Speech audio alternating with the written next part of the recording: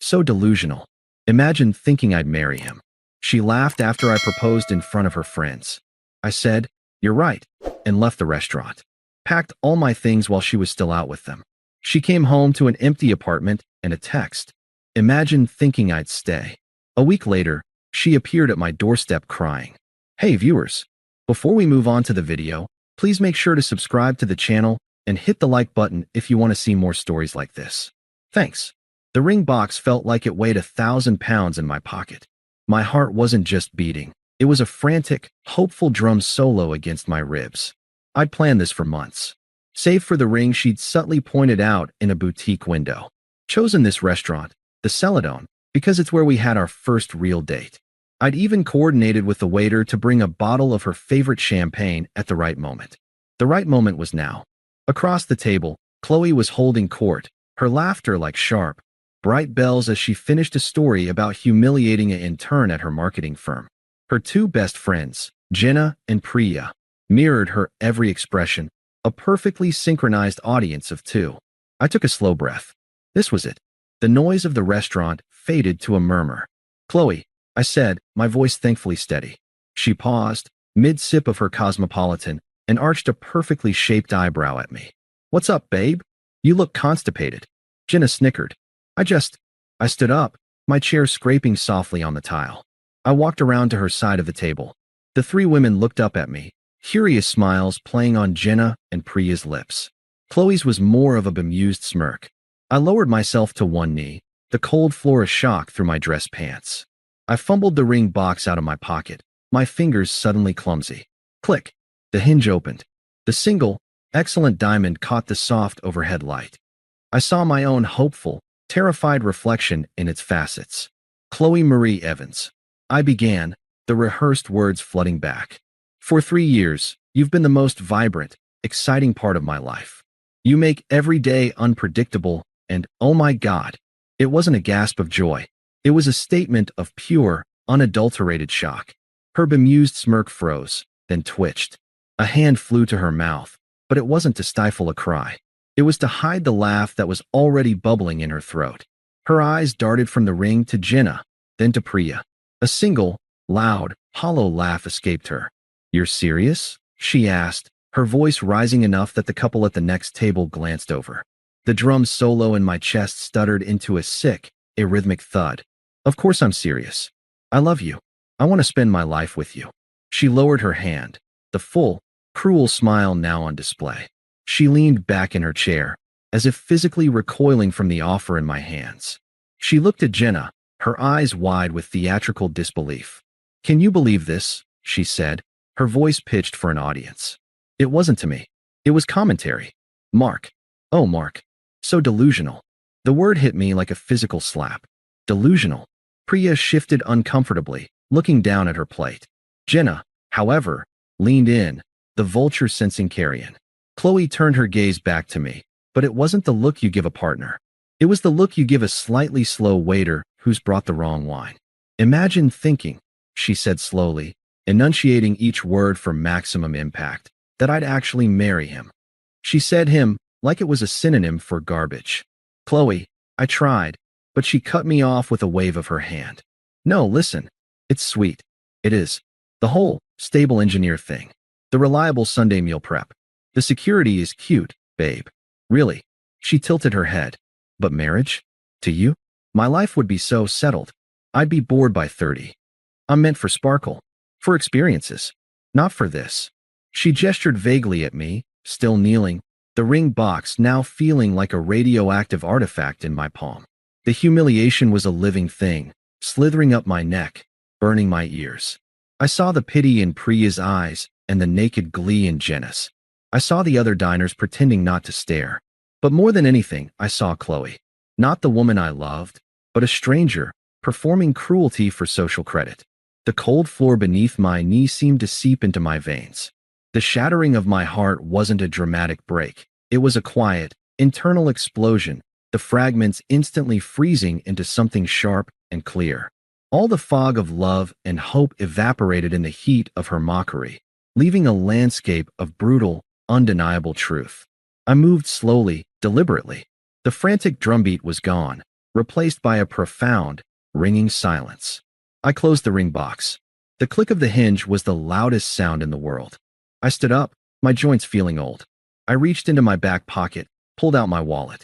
I calculated my share of the appetizers and drinks, added a generous tip for the impending scene, and laid the cash on the table next to her untouched bread plate. "You're absolutely right," I said, my voice calm, flat, devoid of all emotion. It didn't even sound like mine. My mistake. I didn't look at Jenna or Priya. I didn't look at the other tables. I certainly didn't look at Qley, whose performative smirk was finally faltering into confusion. I turned and walked toward the exit. I didn't storm out. I didn't run.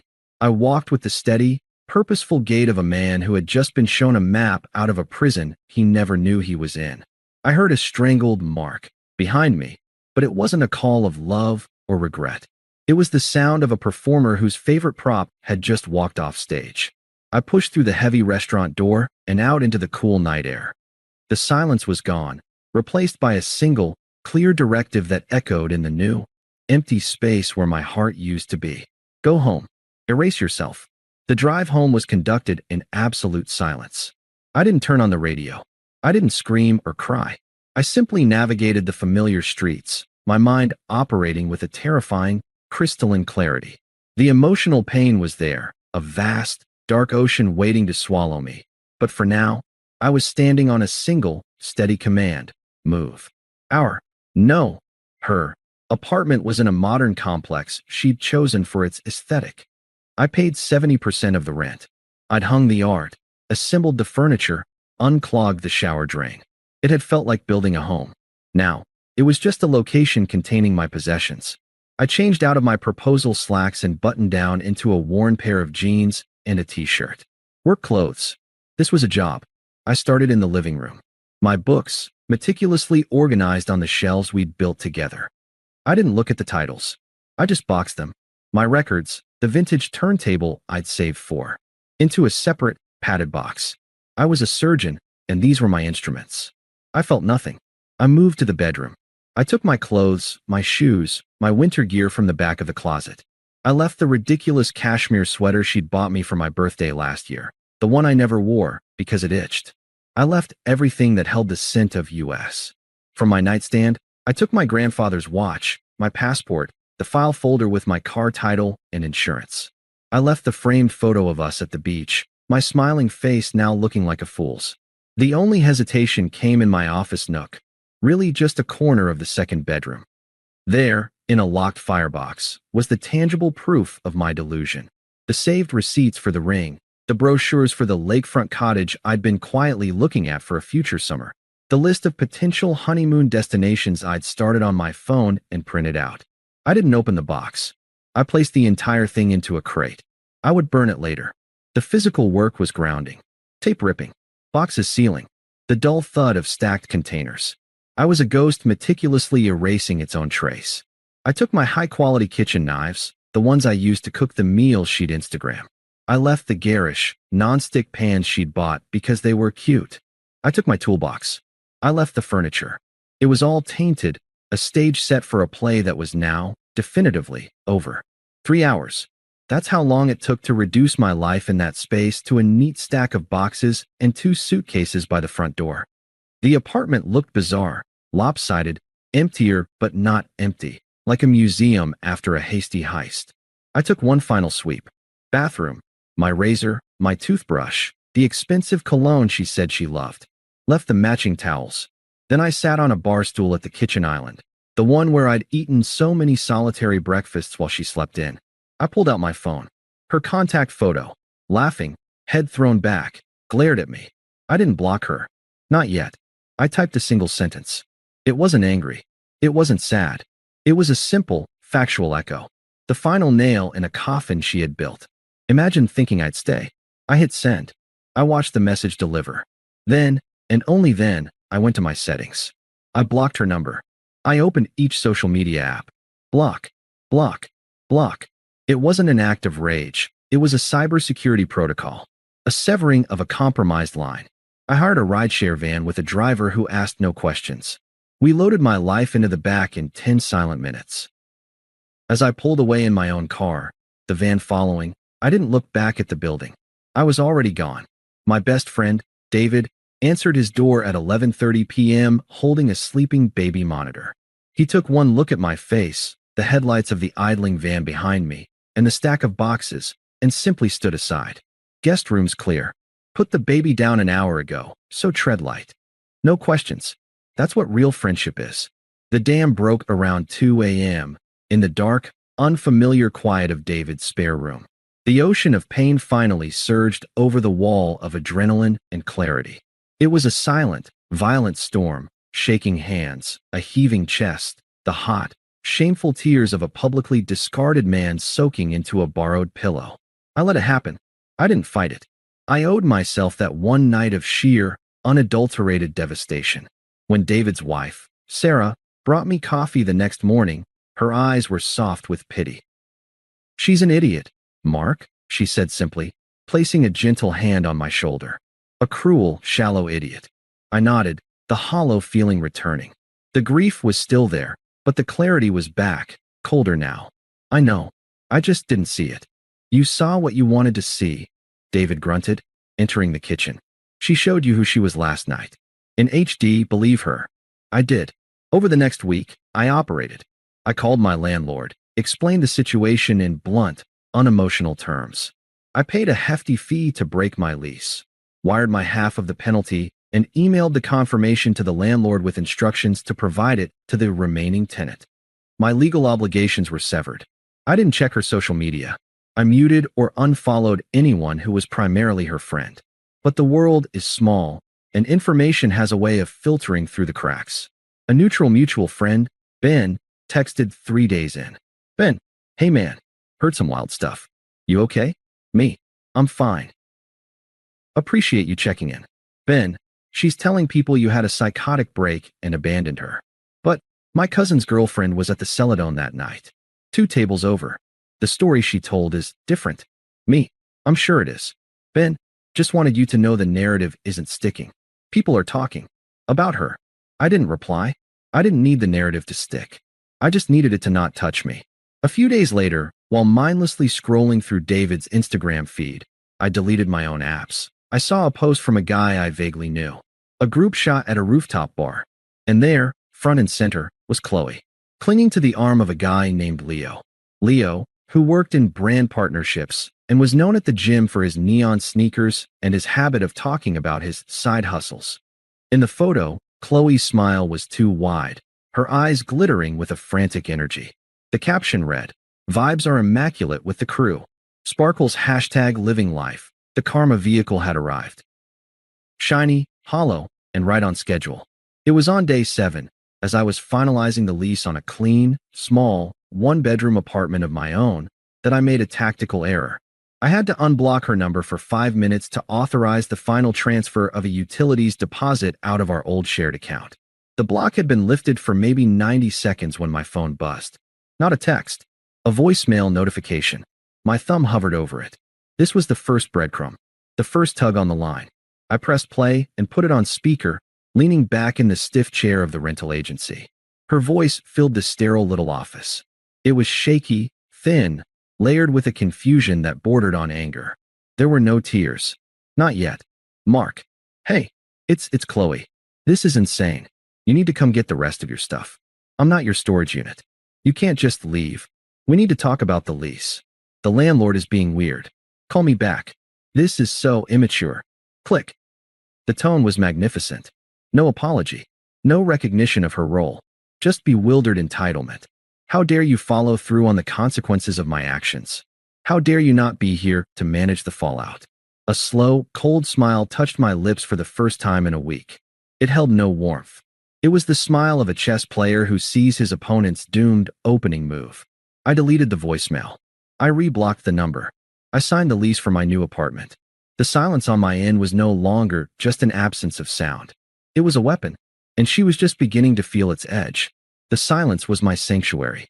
In my new apartment, a compact, sunlit box with blank walls and the scent of fresh paint, I began the quiet work of rebuilding a man. Not for revenge, not to show her, but because the person I was had been dismantled in a restaurant, and I had to assemble something new from the pieces. I went to the gym at 6 a.m., not to get ripped, but for the simple, brutal logic of it. Lift a weight. Put it down. Repeat. Progress was measurable.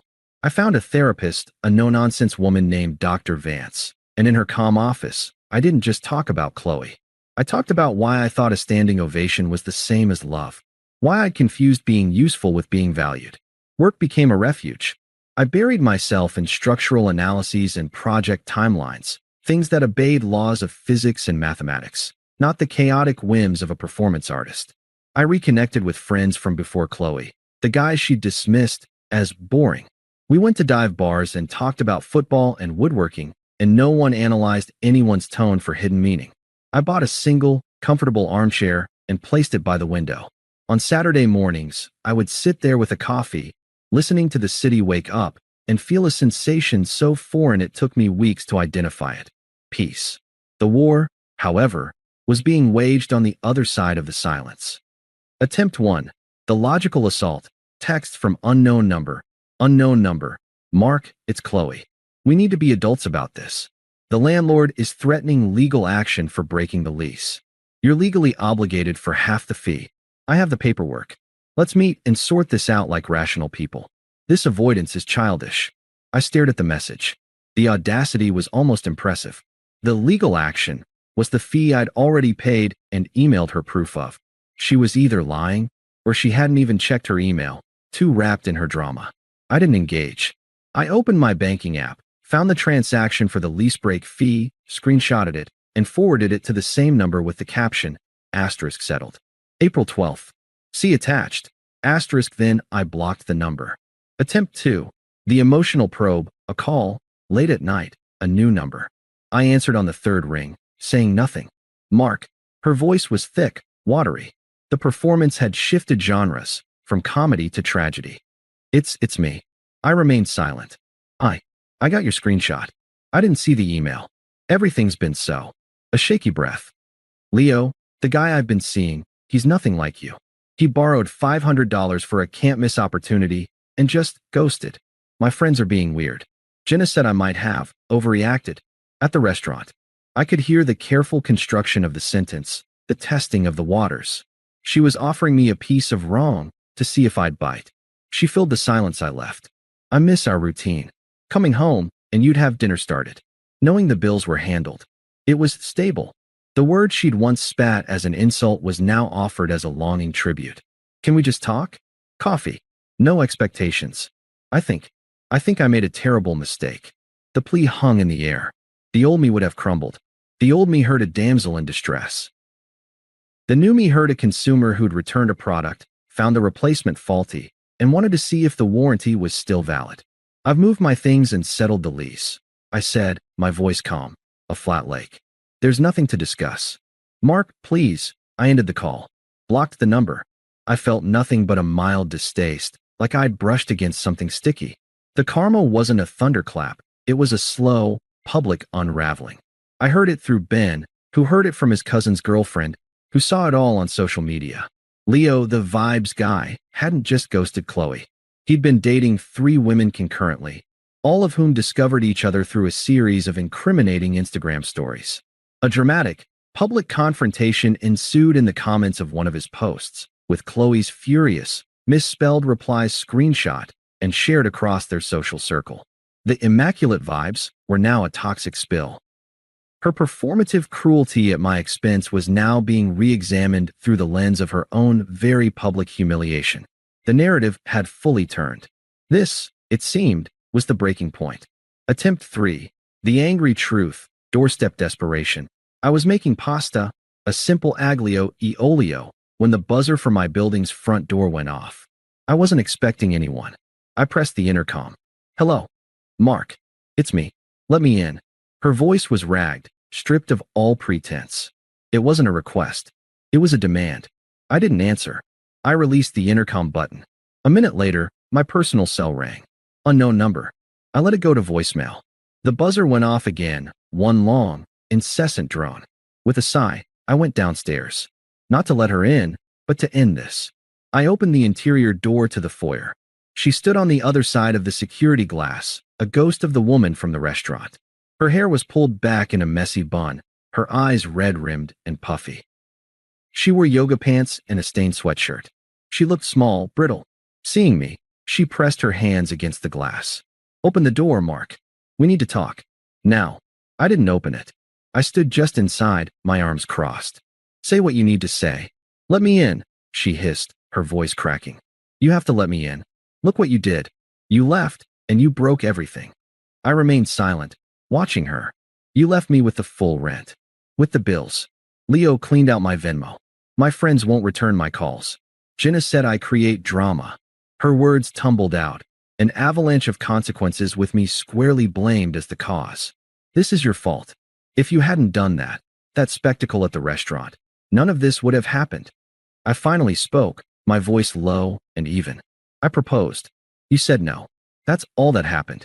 "You embarrassed me," she shouted, her fists now little balls against the glass. "You put me on the spot. What was I supposed to do?" "You were supposed to say no," I said, the simplicity of it hanging in the air. "You weren't supposed to perform a monologue." She stared at me, her chest heaving. The victim act was slipping, eroded by my infuriating calm. The true bedrock of her character was emerging. "You were never enough anyway," she spat, the mask finally gone, revealing the snarling face beneath. "You were a placeholder. A comfortable couch I was waiting to replace. I was doing you a favor by being with you. You're a boring, predictable little man and you'll die alone, you cold bastard." There it was. The unvarnished truth, ugly and final. I didn't flinch. I felt a strange sense of gratitude. She had just confirmed, in explicit detail, that every ounce of pain had been worth it for this moment of clarity. I gave a single, slow nod. "Okay." Then I turned and walked back toward the stairs. "Mark," she shrieked, the sound muffled by the glass. "Mark, come back." I didn't look back. I climbed the stairs to my quiet apartment, to the smell of garlic and golden oil, to my single chair by the window.